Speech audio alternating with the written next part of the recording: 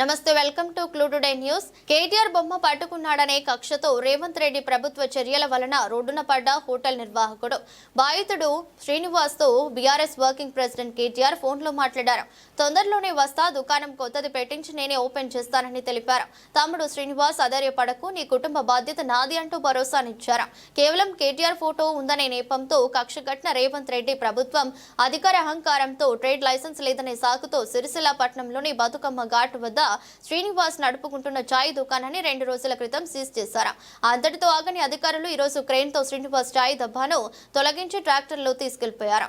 చాయ్ hotel నడుపుకుంటే కానీ పూట గడవని శ్రీనివాస్ కుటుంబం రోడ్డున పడింది. దీంతో స్పందించిన కేటీఆర్ బాధిత శ్రీనివాస్ తో ఫోన్లో మాట్లాడి భరోసా ఇచ్చారు. అన్న మొత్తం నా బతుకు రోడ్డు మీద పడ్డదన్న, మొత్తం నా అన్యాయం అయిపోయిందన్న, నా సంసారం అంతా అంగడగడ అయిపోయిందన్న. అన్న అన్న అన్న అన్న అన్న అన్న అన్న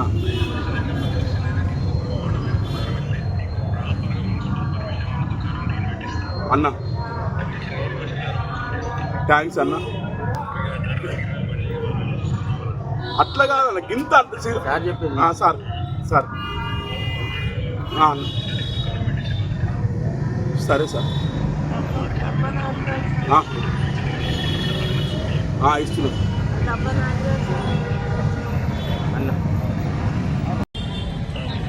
అన్న. మొత్తం నా బతుకు రోడ్డు మీద పడ్డదన్న, మొత్తం నా అన్యాయం అయిపోయిందన్న, నా సంసారం అంతా అంగడగడ అయిపోయిందన్న. అన్న అన్న అన్న అన్న అన్న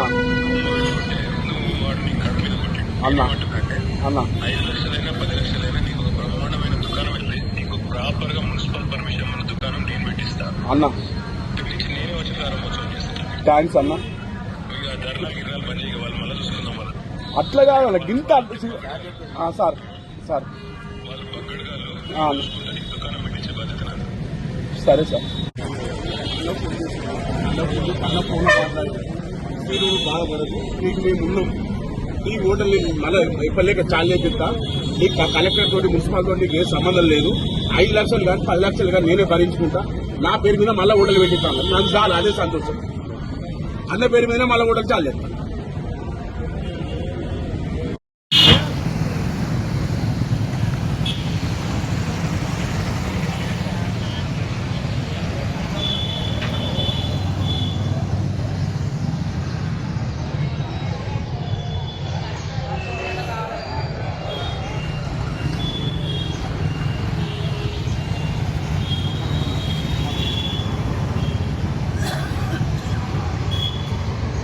సార్ మాట్లాడాలా సార్? నాకు న్యాయం చేయరు సార్. నేను ఇంటికాడ ఉన్నాక నాకు తెలియకుండా నా డబ్బు ఎత్తుకెళ్ళారు సార్. ఇది దయ సార్. మాకు కనీసం చెప్ప కూడా చెప్పలేదు సార్. డబ్బు కూడా అవుతున్నాం. నా సామాన్లు మొత్తం అన్ననే ఉన్నాయి సార్. ఫ్రిడ్జ్లు, సిలిండర్లు, వాటర్ బాటిల్, కూల్ డ్రింక్స్, సిగరెట్లు అన్నీ అన్ననే ఉన్నాయి సార్. నన్ను మొత్తం రోడ్డు మీద వేయరు సార్. ఇది దయ సార్. అందరం రోడ్డు మీద పడ్డాం సార్. అయ్యా కలెక్టర్ గారు, అయ్యా కమిషనర్ గారు, మీరు ఏ ఫోటో పెట్టుకుంటా నా ఫోటో పెట్టుకుంటా, లేకపోతే ఏది లేకుండా ఉంటే నా పని నేను నన్ను వేసుకోమని చేసుకుంటా. నన్ను దయచేసి బతకని దయా మీ దండం పెడతాను. కనీసం మాకు ఇంప్రూవ్మెంట్ ఇయ్యరా సార్? మీ డబ్బా తీసుకుపోతున్నామా? ఇంత అన్యాయమా సార్? గరీబోడు బతకకుండా చేస్తున్నారు సార్ మొత్తానికి.